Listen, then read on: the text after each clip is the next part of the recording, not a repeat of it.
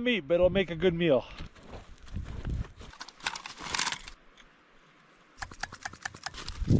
All right, I'm gonna pour about half the blueberries into this bag.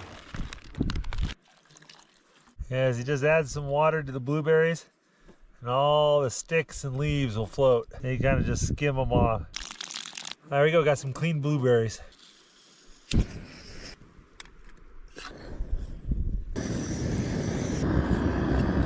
Oh, it's starting to rain. I'm making a little blueberry sauce to go on the ptarmigan, and it's super easy. Just throw in a bunch of clean blueberries, just put a dash of water in the bottom of the pan, boil everything until it's the consistency you want. All right.